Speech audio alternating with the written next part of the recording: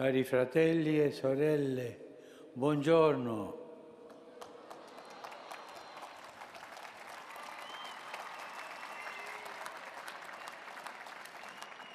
Un giorno un po' freddo, In questi giorni natalizi ci viene posto dinanzi il bambino Gesù. Sono sicuro che nelle nostre case ancora tante famiglie hanno fatto il presepe, portando avanti questa bella tradizione che risale a San Francesco di Assisi e che mantiene vivo nei nostri cuori il mistero di Dio che si fa uomo. La devozione a Gesù bambino è molto diffusa. Tanti santi e sante l'hanno coltivata nella loro preghiera quotidiana e hanno desiderato modellare la loro vita su quella di Gesù bambino.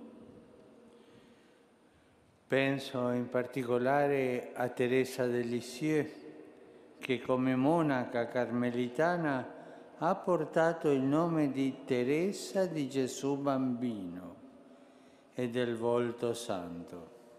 Lei, che è anche dottore della Chiesa, ha saputo vivere e testimoniare quell'infanzia spirituale che si assimila proprio meditando alla scuola della Vergine Maria l'umiltà di Dio che per noi si è fatto piccolo.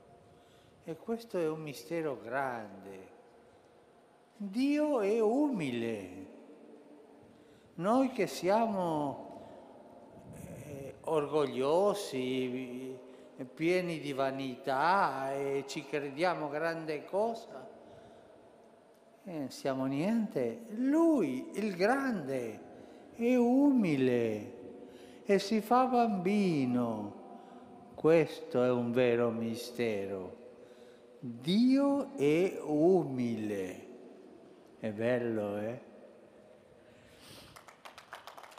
C'è stato un tempo in cui nella persona divina umana di Gesù Dio è stato un bambino e questo deve avere un suo significato peculiare per la nostra fede.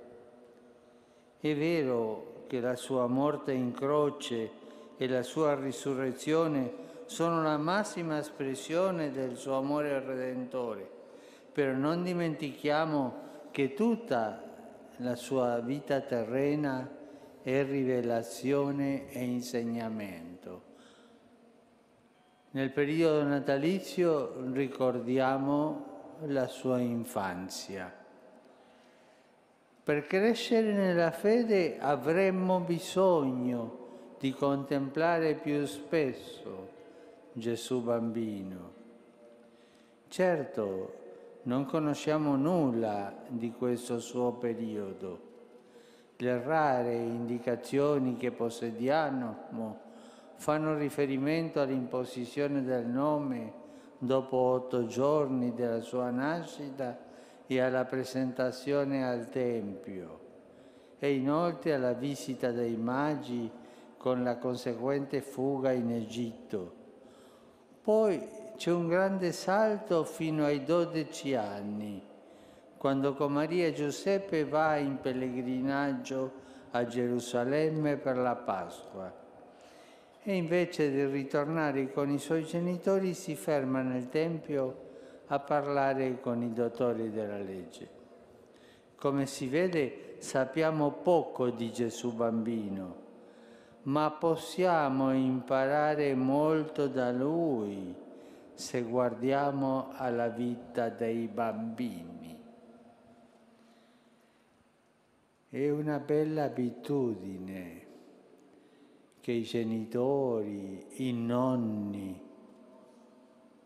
hanno, quella di guardare ai bambini cosa fanno. Scopriamo anzitutto Anzitutto che i bambini vogliono la nostra attenzione.